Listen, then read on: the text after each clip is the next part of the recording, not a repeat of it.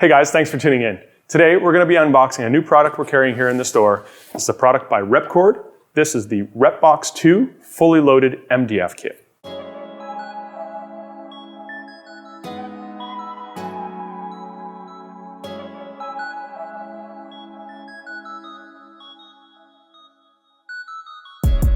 So without further ado, let's just unbox it.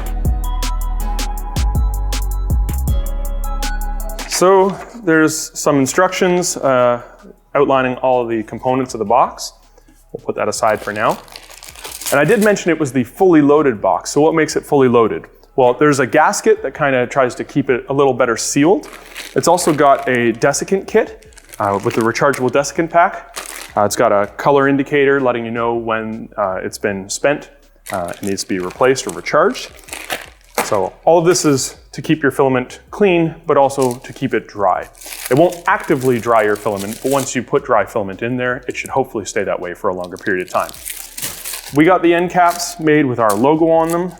Normally these would be black, though I know there are also some other custom options available if you custom order them. Again, other end caps. And then another thing that the fully loaded kit comes with is a wall mount for the box. So that's what those are. And then just additional parts. And then the rest of the enclosure, extremely well packed in here.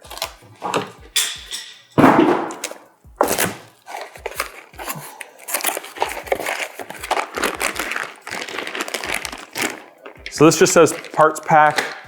We're just going to go through and get rid of all this packaging. This has like an inspection list here.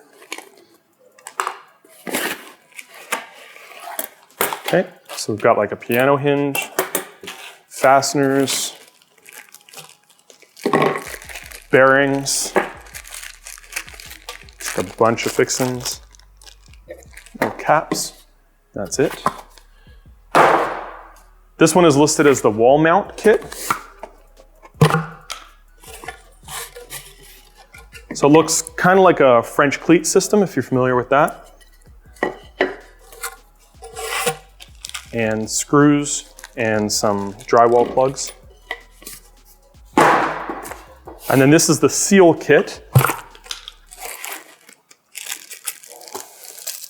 There's actually a key, like a lock for the door. And then this looks like kind of like an EPDM foam rubber type seal.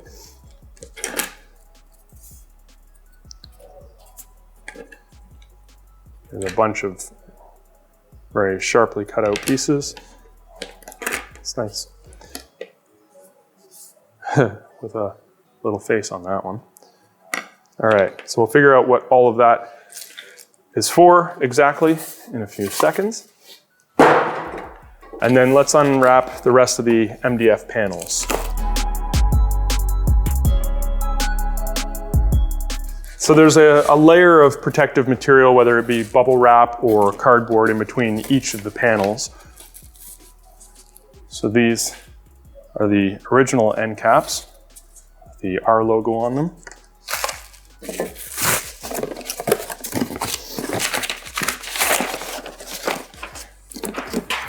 And then I'm just going to unbox all of these.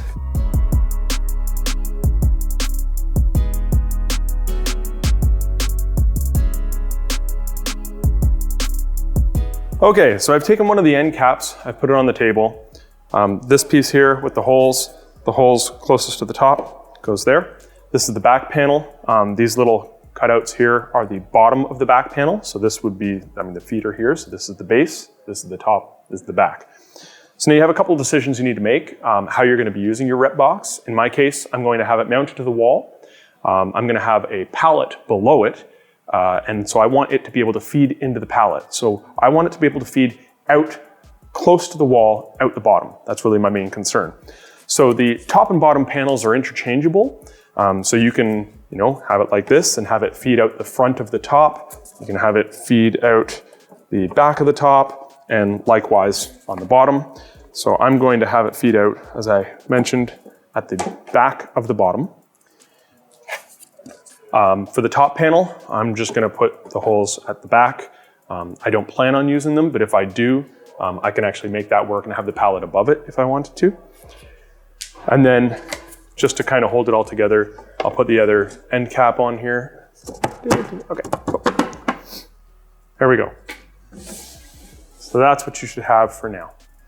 So we have these little 3D printed corners, and we need to take these square nuts, similar to what we've seen on like a Chimera or something, and slide them into various positions depending on where these corners are being used. So out of these 13, we're using some for along the top, the base, the corners. So refer to the documentation. It specifically shows you where to insert these nuts depending on where you're using the particular corners. So get those all prepared before you go any further. So I've got all my corners with the nuts in the right locations, and I've got them kind of separated into their individual uses. So there's 4, 2, 2, 3, 2 for different purposes. As we kind of described, I'm going to be feeding this down and out the bottom. So I'm not using the holes in the top. So I'm going to put these plugs in there. You could also just take this panel out. This is just kind of dry fitted and do it flat on the desk if you wanted. But there's enough plugs for all the holes that we don't need. So just firmly press them in.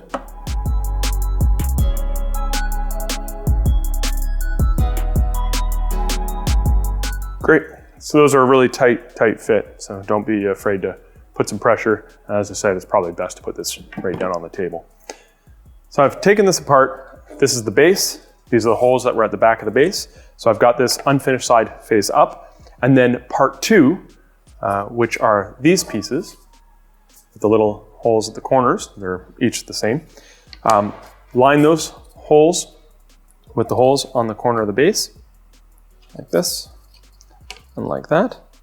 And then we're going to take the base corners that we prepared earlier, which are these 4. So it's the only set of 4 that we have here. And these are going to thread through these corner holes. So for the corners, those 4 brackets, we've got one of the nuts is in this little slit here on the corner there. So you're going to have that be the one that you're going to thread this into. And so through each of the corners, throw this hex head 16 millimeter, I think, M3 screw in there. And the holes are actually ovals. It'll allow you some fine adjustment later on. So I've just kind of screwed it in so it's flush with the back. That gives you an idea of how they're oriented. And these ones have a piece, a nut in the bottom here, and there's also one in that diagonal as well. So just do that 4 times on each corner.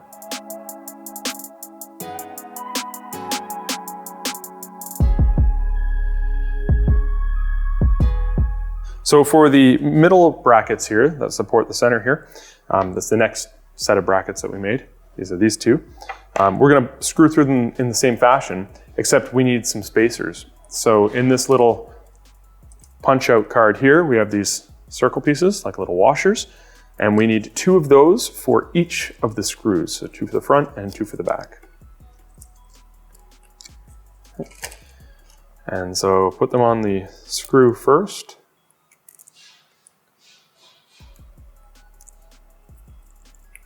And then we'll just screw into that nut there again, like we did for the corners.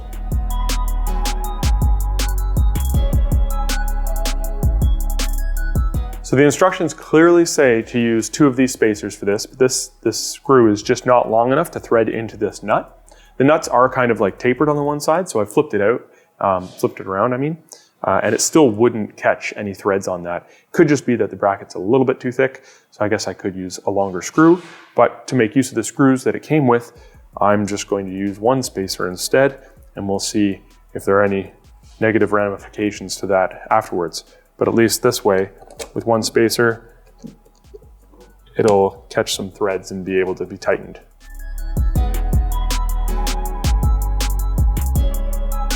Okay. Good. So this is the top of the unit, now that I've disassembled it all again. So this is the back, and these again denote the bottom of the back. So now we have brackets for the top rear. So up here, that's these 2 brackets, And so these are going to get bolted on like this, which is a little counterintuitive.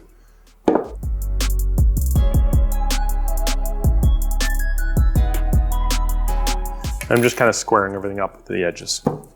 So now the next set of brackets is these 3 that we've prepared. They're going to get screwed in almost identically, like this. So there's 3 spots, 1, 2, 3. So you'll know you've done it right if you have a nut in each of these holes here, so that we can thread down into here afterwards. Okay? So now we're going to attach these 2 pieces together. Much like I showed you on the other brackets there, you can screw through here. So the bottom of this is going to bolt on there like that. And in our case, remember, we're going to feed it down along the wall. So that's why we have the holes on this side that are open. So lifting this piece up, just bolt the 2 of them together. So now we need these 2 pieces. Done. The one with the circle holes here. We're going to fill every second one with a plug, leaving the outside one empty.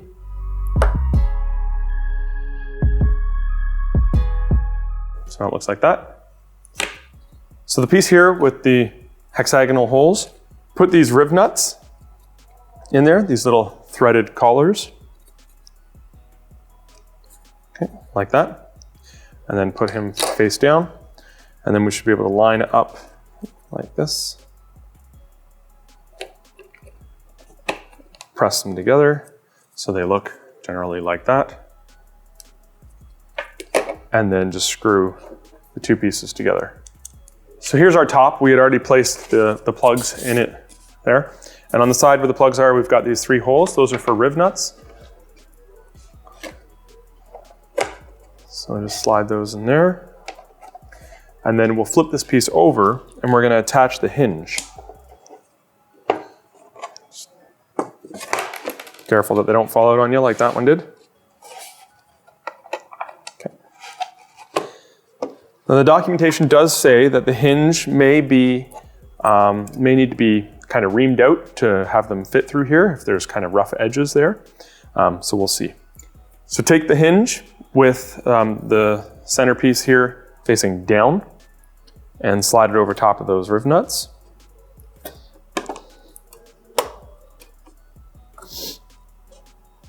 Okay, so this furthest left one here just will not fit through this hole. So I can basically take almost anything, a pair of needle nose pliers or this screwdriver, and just kind of widen the hole, or at least clean up the edges.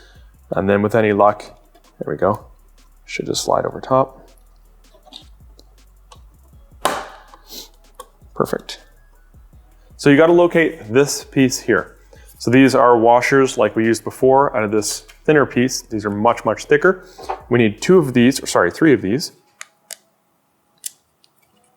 I'm just pushing them out with a screwdriver. They're not quite cut all the way through. There we go.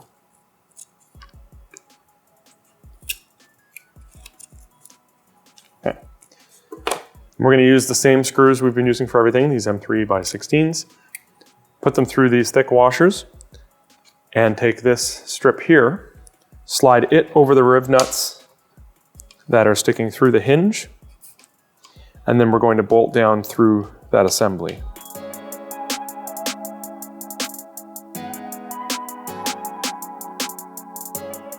So now we've got this skinny part here they call the lid brace, and this is our acrylic sheet.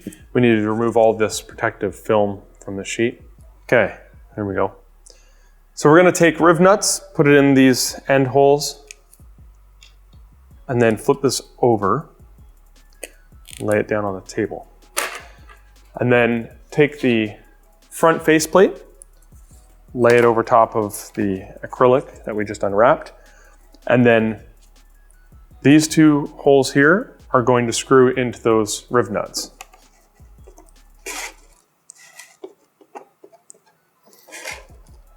Like that. So for now, we're only screwing in one side. We've left it loose. So here's the back brace piece and the rib nut still in there. We're just going to leave it like that for now. So what the instructions say is we're supposed to be trying to create a bit of a bow here. So kind of like that type of an effect, right? And the idea is that it'll help the edges maintain a good seal with the seal kit that we have. So I'm just going to keep the lid under tension as I screw this in here. There. So now it might be a little bit hard to see, but there's a bit of a bow to this lid there. So I've kind of kept it bent and tightened it that way. Just a tiny bit. Anyway, and then I've fully tightened both M3s. That one's really tight. That one's pretty good. Okay. So we've got the top with the hinge on it. I'm going to slide that kind of further in front of me. And then take the acrylic window here, slide it underneath the hinge, and then line up the holes. We'll need to press some riv nuts through the hinge and into the holes in the acrylic plate.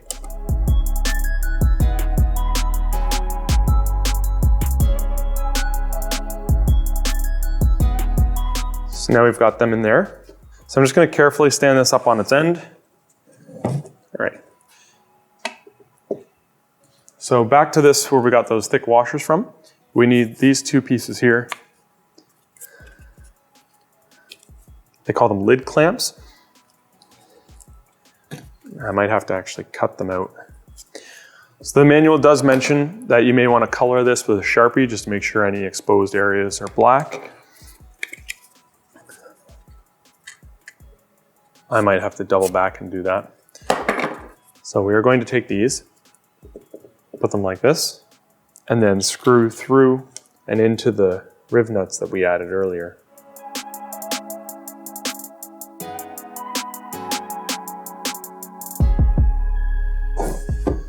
So the last two brackets that we have are these, and they are going to get installed up at the corner here by the hinge, something like that. But we need to make sure that we have a spacer in there. So one of these thin spacers again, because there is a little bit of a gap between these two pieces because the hinge is there. So this is about the thickness of that hinge.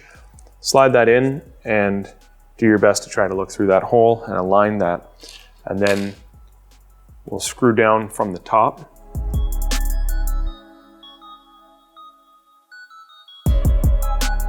So like that, on a 45 away from the window, if that makes sense. And then we'll do the same on the other side. Okay. So we've got this latch since we've got a seal and we've got the latch kit.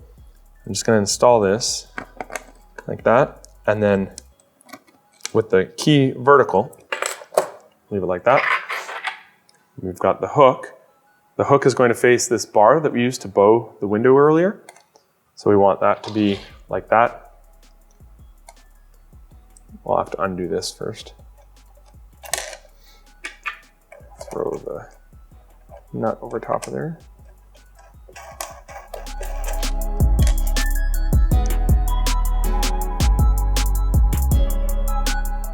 I really haven't tightened anything down too crazy yet, just enough to kind of hold it still. So in our handle, we have some more slots for these square nuts. So in either end, we're going to place another square nut. It's kind of tricky, so I'm going to use my pliers.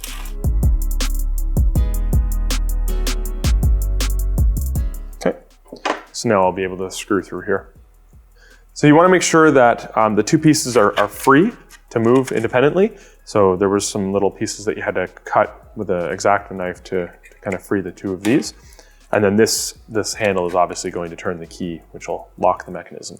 So I'm going to pull the key out. We only want one key because that key is going to sit in this handle.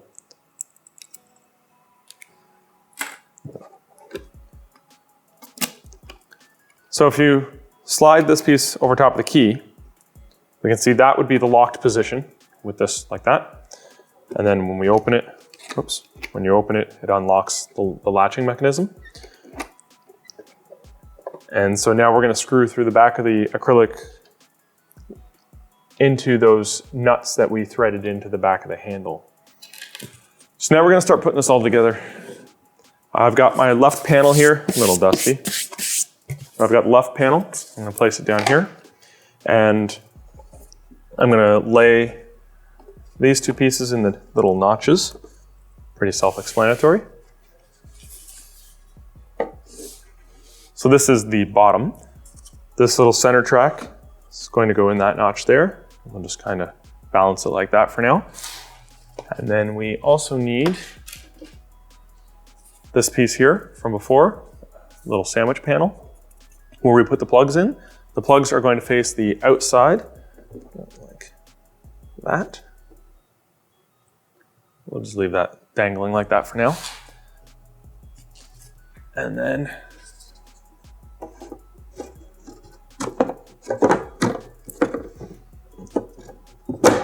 there we go.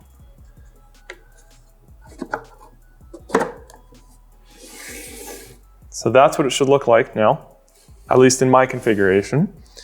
Remember that we had the holes at the bottom to go along the wall there. So now I'm going to screw into the bottom brackets here through these side panels. But I think before I do that, I should throw on our little custom overlays.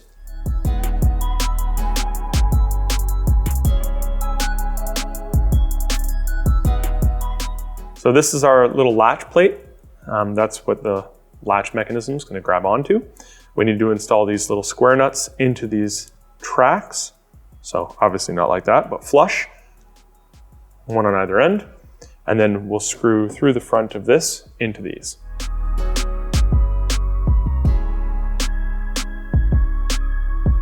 I wouldn't tighten it too tight right now. We're probably going to need to adjust that a little bit to make sure we have a nice secure latch. Now we're just about ready to add this. Wiggle. Okay, like that.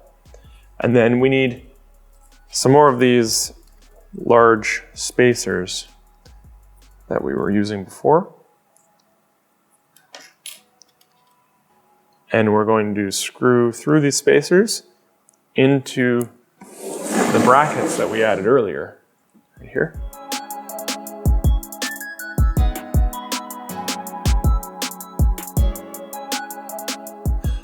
So now we can fasten the two top screws in the side panel.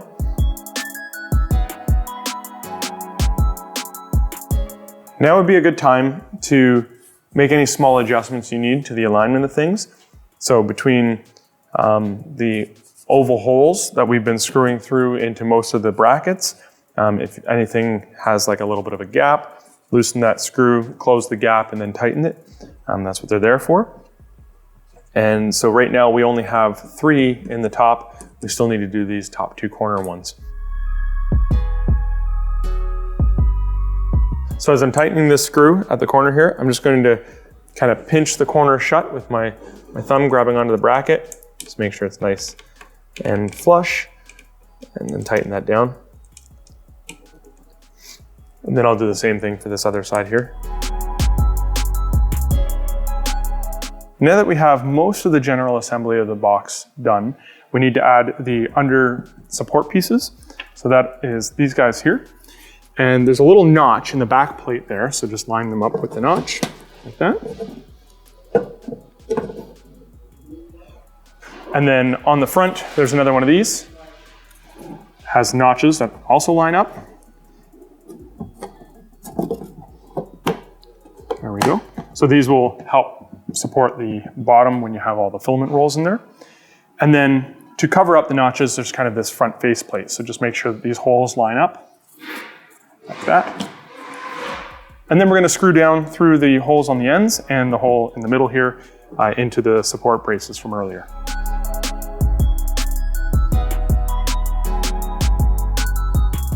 And so I left every second hole at the front here open. And I'm not going to have the box feeding out the front. I'm going to have it feeding down the back of the wall. So I can actually plug the rest of these at this point with some more of these little plastic plugs.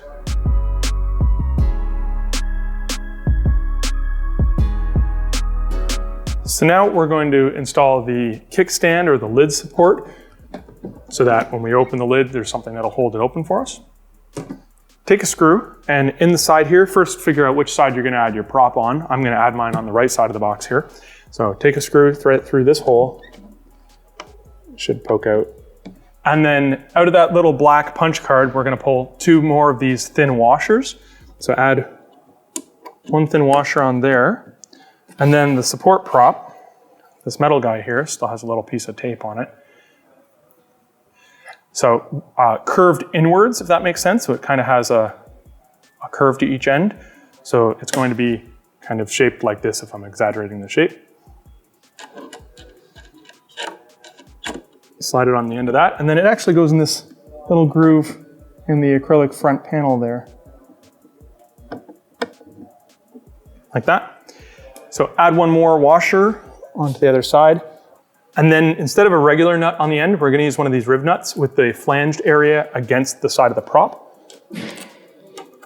And then just hold that with your fingers while you tighten this. And you can kind of adjust the tightness to your liking so that it holds the prop firmly. Great. So at the back here, hopefully you can see that there's a hexagonal cutout. So that's kind of like a spot for this nut for these fittings that are going to be the outlets for the filament. So I'm going to tip this on its back, I think, to do this easiest. I'm going to take the nut portion and hold it inside one of those fittings, or inside one of those cutouts, like that, and then just screw in the fitting here. I'm starting on the end, and I'm going to do every second one, and I'm going to plug the ones in between. Now, if you're using a lot of maybe 1 pound rolls of filament or ½ kilos, you may actually be able to fit more in because they're narrower. So kind of do a dry fitting with your regular roll of filament and figure out what the best spacing is for you. But at least you can always pop these out and rearrange them as need be. It's a little cumbersome, but it can be done.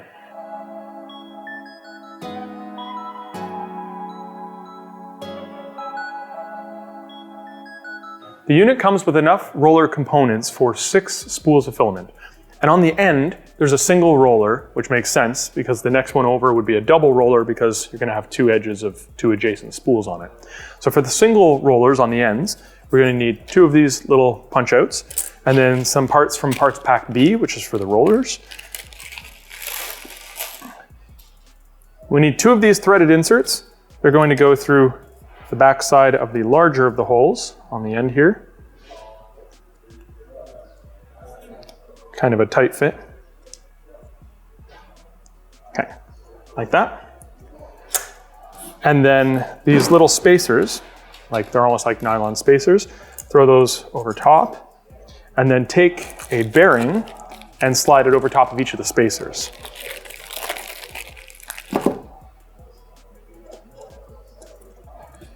The next one of these, just lay it down on top and screw through with one of the M3 screws from that parts pack. So I did that a second time, and now I have my 2 end rollers.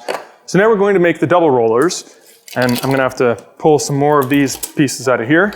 So we're going to need, for each set of double rollers, we need 3 of these. And it's kind of more of the same, but with a little twist. So screw in the M3 screw all the way into the threaded insert, and then insert it much like we did with the last ones. So it should look like this. And then take the spacers, 2 more bearings. Now take another one of these, and you can see how there's these smaller holes and the larger holes. If you flip it, now the small holes actually line up with the screws. Since we're not putting the threaded insert through, we don't need the larger one, so like that. And then prepare another one of these like we did with the end rollers, just by putting the threaded insert through the holes. And then spacers,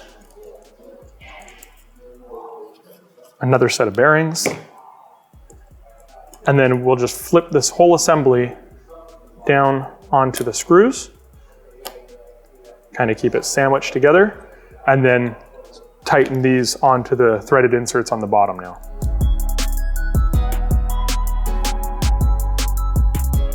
So you don't want to tighten those down too much. I mean, we don't need any like force or pressure on there, just enough to keep it together, make sure everything rolls nice and freely.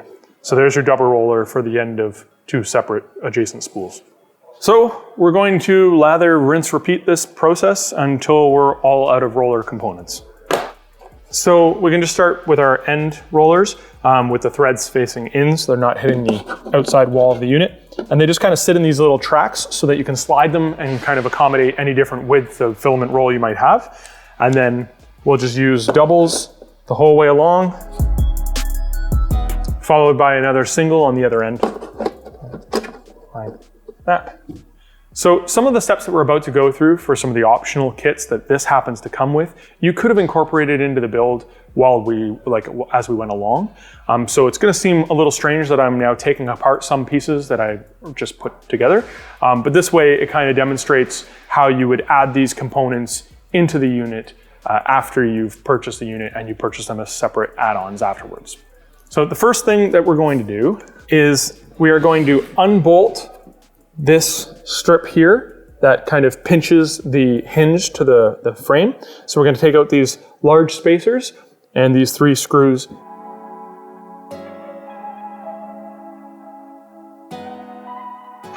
So we're going to take these 2 pieces, so these ones are for the left in this case, lay them on top of each other so the black sides are both facing the same way.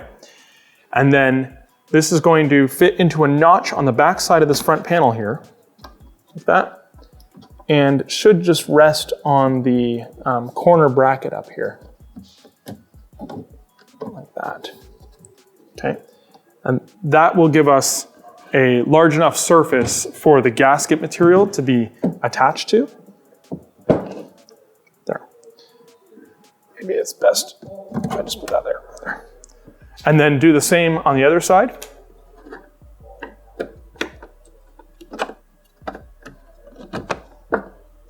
Like that. So this one's going to be a little bit trickier to show you because these are kind of only held in there by friction. So if I tip it on the side right now, they're likely to fall out. But this bar here is similar to these, and it's going to go where we just unscrewed those 3 screws at the top. And so we have 3 holes in here, line them up,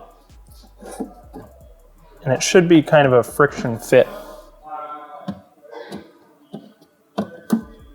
There we go. Kind of bow it in between, there. And now that we have some extra thickness, we don't need these large spacers anymore. So take those off and just reuse the screws into the riv nuts in the top.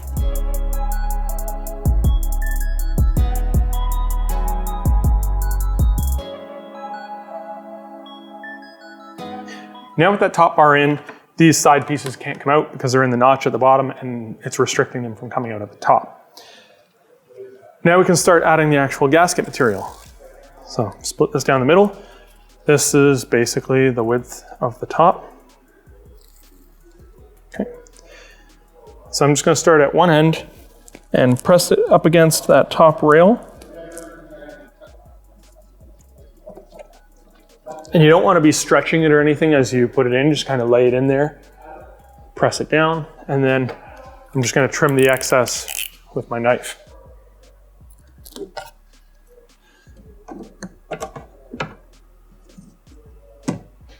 So we can feel a little bit of resistance from the gasket. That's a good sign. Okay. And then we'll do the same with the bottom here.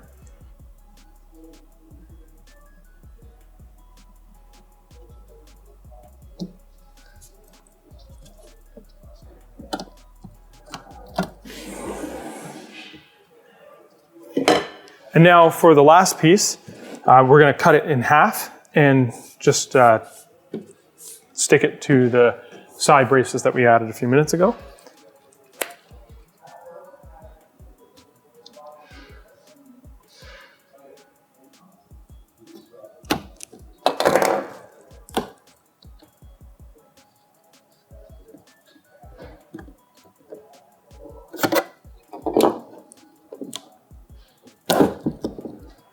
So now this is where the latching mechanism comes in, because it helps hold this tight against the gaskets. So you can kind of see that the gaskets are keeping it open.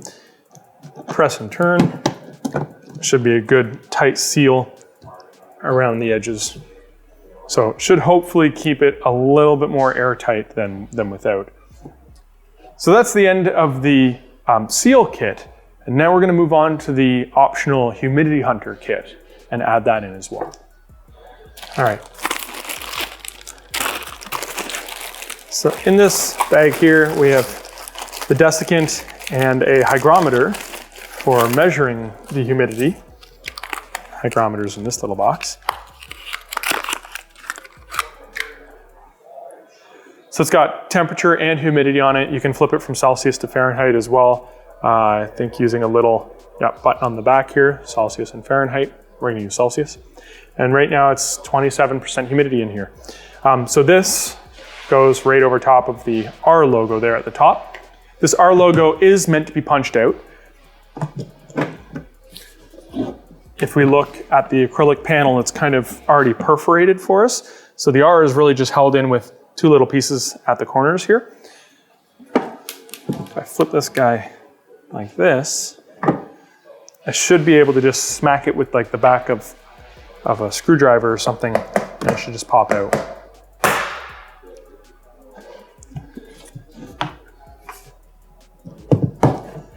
All right. So now we can just stick this guy in the hole here, and it should just kind of click in. So the hygrometer sits flush against the acrylic, which makes it inset from this ridged panel here. If you're having a hard time getting it to fit, just use like a hobby knife and shave off a little bit from the prongs that stick out that hold this in with friction. And then we can take one of the desiccant packs and add it into the unit. So these desiccant packs will change color in the middle. So right now they're blue. It'll actually turn to pink, it says on the package, and you can recharge this by drying it out by baking it at a specific temperature for a certain amount of time. So just read the instructions there. So these can either just like sit in between the rollers, however you want to kind of balance them in there. Since we're not using the front outlets, it even says we can put them like up here at the front. But the idea is to have these in there to absorb any excess humidity that might be in the enclosure. It will not dry out already wet filament. I've had this argument with a few people in the past. They're good for keeping the ambient humidity lower in an enclosed space like this, but they don't actively draw moisture out of something that's already absorbed it. So to do that, you'll have to use like a active drying mechanism, like a food dehydrator or something similar like that, like the Fill-A-Dry, so through heat and kind of convection, drawing the moisture out of your filament. Anyway, we don't want it to get to that stage, so we have dry filament going in here, maybe right out of a package, and it should hopefully stay drier for longer with the desiccant in there. And we can obviously use this to monitor the humidity. So if I actually latch this shut, it's good and tight seal there. Over the period of a couple hours, we should see this number dropping as it absorbs the humidity that's in there. So that is how you install the Humidity Hunter optional kit that comes with the fully loaded Repbox. And now we're gonna move on to the wall mount kit. That's another optional accessory. All right, so for the wall mount kit, it's pretty simple. We have some drywall anchors and some screws. And we have drywall behind us. We're not actually going to attach it to this wall. But I'll just kind of give you a run through on how you do that. Obviously, it would be best to try to anchor this into studs if possible, just to give you the best hold, but the drywall anchors will do just fine. When it's mounted to the wall, there's not going to be anything pulling away, so really it's just going to be forces like shear forces straight down. And it's using, as I mentioned when we unboxed it, kind of a French cleat system. So if you're not familiar with a French cleat, this sits like that, and there's now a 45-degree groove along the top. And so the back of the box will actually hang on here. And since it's pulling down, it's kind of constantly keeping itself attached to the back bracket. I'm not describing it the best, but that's essentially what it does. So you obviously want to make sure that this is level. Maybe grab a stud finder, anchor it into studs as much as possible, and then use the drywall anchors for the others. And then the part of the box that will attach onto this are these brackets here. So they likewise have a 45-degree angle, the opposite angle. And so if this was the wall surface, this is going to sit there like that. And now obviously it can't pull directly away, like this can't just slide off like that because it's notched in. And so all the force is pushing straight down on this bracket here. So that will hold the box to the wall. And then because of the way that we set up the outlets, we'll be having the filament come out the bottom rear of the unit, which will be right alongside the wall. I'll have a pallet, Pallet 2 Pro, connected to the wall with a wall mount bracket that Repbox has linked to on their website. It's on Thingiverse. And so that will hold your pallet on the wall, and now I can feed any number of these colors right into my pallet and then down from there to the table to the machine. So that's a real simple way to attach this to your wall in just a couple minutes. So we've gone over the assembly of the Repbox from start to finish, including all of the optional kits, which was the humidity hunter, the seal kit, and the wall mount. And now we have our finished product here, ready to keep our filament clean and dry. Hopefully you found all that useful. Remember to like and subscribe and ring the bell to get notified when we upload more videos like this. Thanks for watching.